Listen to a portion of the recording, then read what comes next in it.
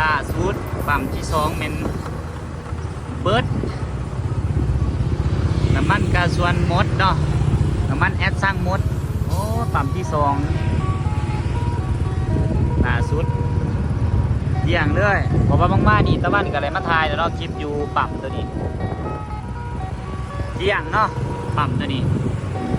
เบิร์ดเดี๋ยวสิไปปั๊มที่สามกันทุกคนมาสิเป็นยังไงแน่นเลยเนาะปั๊มที่สามอ๋อโดด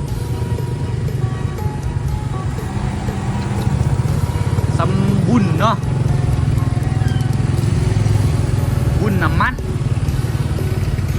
บุญคล้ายน้ำมันทุกคนเลยกูเรียนคิวกันโย่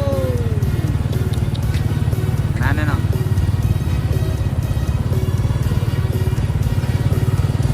เนี่ยผู้ดีเรียนคิวกันได้สายเลยถ้าส่วนใหญ่จะรถจักรเป็นตะมวนเนาะแต่ของปรับเป็นตะมวนคล้ายน้ำมัน